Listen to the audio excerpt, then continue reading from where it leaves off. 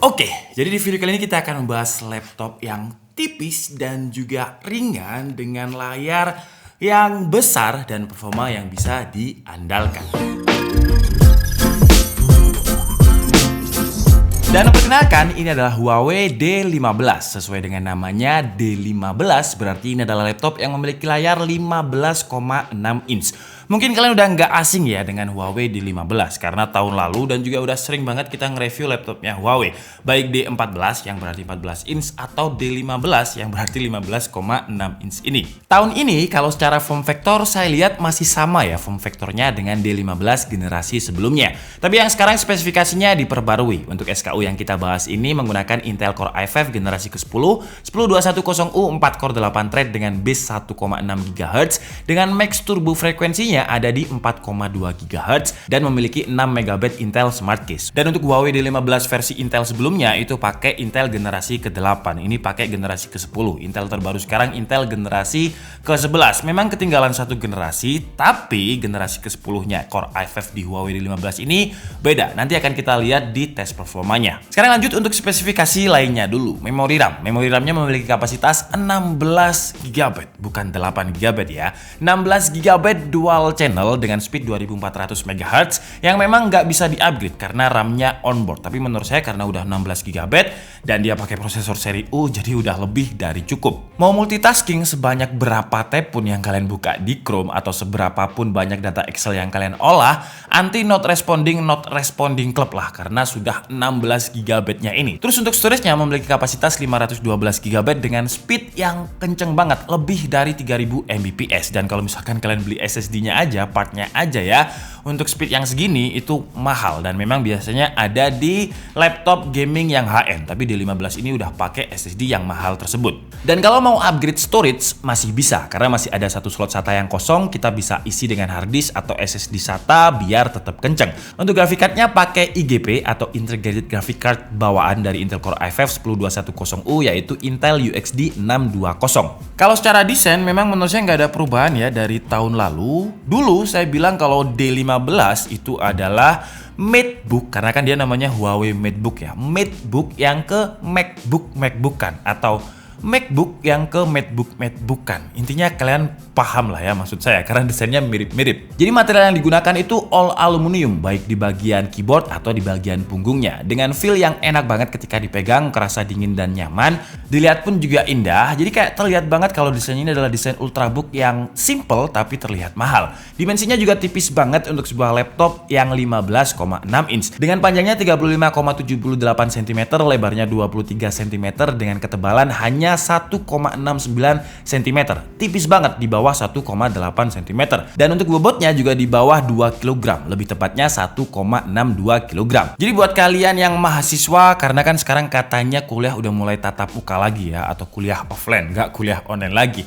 Nah, kalau misalkan kuliah bawa laptop gaming yang biasanya di atas 2 kilo, itu capek banget. Apalagi kalau misalkan kuliah kalian itu gedungnya di lantai 1, terus mata kuliah selanjutnya di lantai 16 gitu misalkan ya, terus liftnya mati gitu. Bayangkan ya kalian naik tangga dengan laptop yang 2 kg lebih, wah itu bisa berat di ongkos pijatnya. Tapi kalau pakai Huawei D15 ini karena bobotnya ringan 1,62 kg, jadi mau mati lampu pun liftnya mati, kalian naik turun lagi, seenggaknya tidak seberat laptop gaming yang kalian bawa kuliah 2 kg tadi. Terus buat yang suka meeting dari kota ke kota atau sama juga dari gedung ke gedung, itu nggak terlalu bikin ambien lah. Terus untuk layar 15,6 inch-nya ini terlihat seperti laptop 14 inch karena ketiga frame-nya ini tipis banget. Huawei menyebutnya dengan full view display. Jadi frame kiri, kanan, bawah dan juga atas itu tipis banget. Dan karena frame atasnya ditipiskan juga, jadi webcamnya ditaruh di dalam keyboard. Di sebelahnya tombol F6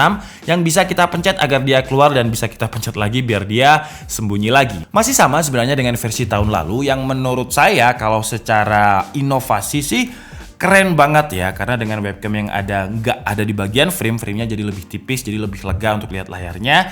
Sayangnya secara fungsi menurut saya kurang, karena banyak orang termasuk saya nggak suka dengan posisi webcam yang dari bawah karena nggak eye level. Jadi kalau misalkan dibuat meeting itu seolah-olah kita tidak memandang lawan bicara kita, karena kan lawan bicara kita itu di layar ya. Kalau kita lihat webcamnya di bawah kan kayak aneh gitu rasanya. Cuman Ya namanya sesuatu yang bagus pasti harus dikorbankan juga. Jadi framenya tipis tapi webcamnya harus dikorbankan. Masih untung Huawei memberikan webcam karena ada brand lain yang memang frame keempatnya tipis juga tapi nggak ada webcam dan tidak ada include webcam, jadi kayak harus beli webcam terpisah gitu. Kalau untuk spesifikasi layarnya, panelnya udah pakai IPS ya, jadi 178 derajat wide viewing angle dengan aspek rasio 16:9 dan screen to body rasio mencapai 87% karena memang tipis banget framenya tadi. Di area keyboard juga masih sama, ada tombol power di pojok kanan yang juga menjadi fingerprint, jadi lebih praktis untuk nyalain sama langsung terkoneksi dengan Windows Hello. Untuk keyboard udah enak banget walaupun secara dimensi laptopnya tipis, tapi feel tactile-nya masih dapat, empuk dan juga masih silent. Sayangnya di Huawei D15 ini tidak ada backlit keyboardnya seperti di Huawei D14 dan menurut saya kurang edge to edge aja ya posisi keyboardnya. Jadi ini adalah keyboard yang biasanya ditaruh di 14 inch terus ditaruh di laptop 15,6 inch. Jadi kalau misalkan ditambah numpad menurut saya akan lebih bagus lagi. Terus untuk touchpad juga udah enak banget, tombol klik kanan kirinya solid, nggak kerasa murah sama sekali. Dan di bagian dekat stiker Intel ada logo Huawei Share. Dan stiker ini adalah tanda fitur yang menurut saya canggih banget dan tidak ada di brand lain. Jadi dengan Huawei Share ini, kalau kita punya smartphone Huawei yang sudah EMUI 10 ke atas, kita bisa menggunakan banyak banget fitur. Pertama ada fitur multi collaboration. Dengan fitur multi collaboration ini, istilahnya kita bisa running 2 OS Windows dan juga EMUI secara bersamaan. Dan di versi A5 generasi ke-10-nya ini lebih minim latency. Kalau dulu ketika saya nge-review Huawei D14 dan juga D15 yang masih pakai generasi ke-8, itu kayak masih ada lag-nya lah, karena dia kan memang wireless, jadi ada latensinya. Di versi yang sekarang memang masih ada latency, tapi nggak terlalu lambat, nggak terlalu delay seperti di seri sebelumnya. Terus dengan Huawei Share ini kita bisa akses semua file kita dari smartphone hanya dengan drag and drop saja. Nggak usah klik kanan terus kopas dan berbagai hal yang ribet. Jadi istilahnya dual OS, dual display, tapi masih di dalam storage yang sama gitu. Jadi mudah banget untuk copy file. Bahkan kalau misalkan kita mau kopas teks dari smartphone Huawei kita, terus tarik lagi ke laptop, itu juga bisa. Mau balesi WA lewat sini tanpa WhatsApp web juga bisa. Dan masih banyak lagi fitur yang bisa kalian explore dengan Huawei Share ini. Kalian bisa main game di smartphone dengan tampilan layar yang ada di MacBook D15, jadi gambarnya lebih lega dan suaranya juga otomatis keluar dari speakernya laptop. Keren banget kan ya? Jadi ibaratnya itu kayak dual OS, dual display, satu storage. Jadi ekosistemnya menurut saya sih canggih banget ya. Bahkan kalau misalkan kalian punya HP Huawei, tablet Huawei, laptop Huawei, tabletnya ini bisa kalian koneksikan Huawei Share dengan smartphone dan begitu terus sebaliknya. Jadi benar-benar ekosistem yang menurut saya canggih banget dari Huawei yang tidak dimiliki oleh brand lain. Terus untuk konektivitas lain selain Huawei Share, Wi-Fi-nya pakai Wi-Fi 5, Bluetooth-nya pakai versi Bluetooth 5 dan untuk portnya di bagian kanan terdapat 2 buah USB Type A dan audio jack combo. Di sebelah kiri terdapat USB-C yang juga menjadi input power. Jadi enaknya lebih universal. Adapternya itu 65 watt, bisa kita pakai untuk ngecas HP yang pakai Type-C juga. Jadi istilahnya universal ya, satu kabel untuk semuanya. Terus juga masih ada Type A dan juga port HDMI. Untuk baterai kapasitasnya 42 Wh, tapi karena prosesornya seri U, ultra low power yang hemat daya, jadi untuk daya tahan baterainya juga cukup lama. Ketika saya coba untuk browsing bikin script Huawei D15 ini, dengan brightness-nya 50%, volumenya itu sekitar 25%, dia bisa bertahan sekitar 7 jam 15 menit. Cukup awet untuk sebuah Ultrabook yang kapasitasnya kalau secara angka nggak terlalu besar, 42 Wh. Kalau untuk performanya di Cinebench R15 dia bisa tembus sampai 702 CB. Untuk sebuah Intel Core i5 generasi ke-10, 702 CB di R15 menurut saya itu udah kenceng banget. Terus kalau misalkan saya loop, dia juga masih stabil di kisaran 650 poin ke atas. Terus untuk suhu temperaturnya di Cinebench R15 untuk suhu average-nya ada di bawah 60 derajat Celcius, tapi kalau untuk maksimumnya memang dia kadang spike di 92 derajat Celcius. Tapi ini adalah wajar karena ini adalah Cinebench R15 yang memang bikin stress test CPU banget. Terus kalau misalkan kita coba pakai TimeSpy stress test, dia lolos dengan skor yang cukup tinggi untuk sebuah Ultrabook yang tipis dan ringan banget dengan poin 99,1%. Lanjut ke tes 3D Mark dengan driver Vice Huawei D15 mendapatkan skor 1078 dan sekarang kita langsung coba untuk tes gaming.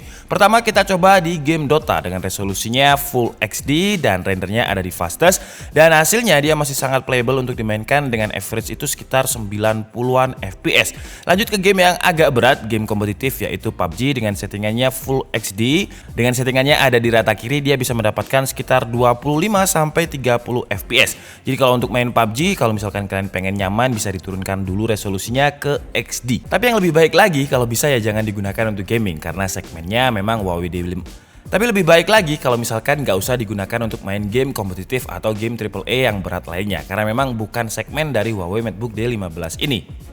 Lanjut untuk editing menggunakan Adobe Premiere Pro dan juga template yang memang biasanya kita pakai untuk rendering benchmark. Dia bisa render dalam waktu 2 menit 21 detik. Lanjut ke Blender dengan CPU render, dia mampu merender dengan durasi waktu 11 menit 12 detik. Untuk GPU rendernya 12 menit 38 detik. Oke guys, jadi mungkin cukup segitu aja video review dari Huawei MateBook D15. Dan harganya ya, dibanderol dengan harga 12.999.000. Kalau kita lihat dari perspektif sempit, cuman kita ambil prosesornya aja ya, Intel Core i5 generasi ke-10, 12.999.000, itu memang kayak ya lebih mahal lah dibandingkan dengan brand lain.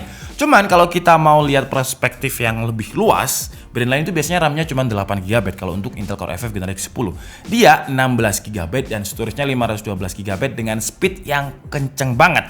Jadi kalau dibilang mahal, ya nggak murah, tapi juga nggak terlalu mahal, jadi standar gitu. Apalagi dengan fitur canggih Huawei ekosistemnya, seperti Huawei Share yang saya sebutkan tadi, ada multi collaboration, terus juga ada drag and drop yang gampang banget.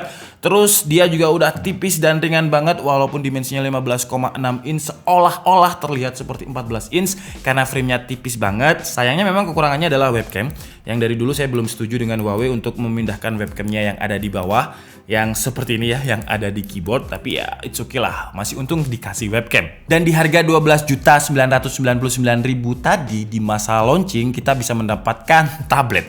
Jadi beli laptop dapat tablet Huawei MatePad T8 dan juga Big Pack yang nilainya itu sekitar 1.848.000. Jadi harganya kalau misalkan dikurangi dengan promonya tadi ya, sekitar 12.99 kurangi 18, sekitar 11 juta lebih lah. Jadi menurut saya ya masih oke lah ya, beli laptop dapat tablet juga, dapat backpack juga, udah include Windows 10 Home juga, tinggal pakai. Kalau untuk kekurangannya adalah dia belum ada backlit. Padahal untuk feel-nya menurut saya udah enak banget sama seperti D14. Jadi kurang backlit dan juga tombolnya ini terlalu banyak space gitu di keyboardnya ya. Jadi kurang edge to edge gitu jadinya. Jadi tetap kalau misalkan menurut saya dikasih numpad akan lebih bagus lagi. Kalau untuk dari segi performanya menurut saya memang udah lebih baik dibandingkan generasi sebelumnya, dan proses dari multi collaboration tadi juga minim low latency, atau dia udah low latency, sorry bukan minim low latency. Jadi oke, jadi mungkin cukup segitu aja video kita kali ini. Saya minta maaf kalau ada kesalahan dalam penyampaian informasi. Seperti biasa kalian bisa mengkoreksinya di kolom komentar. Saya Nika Setiabudi and see you on the next video. Bye bye.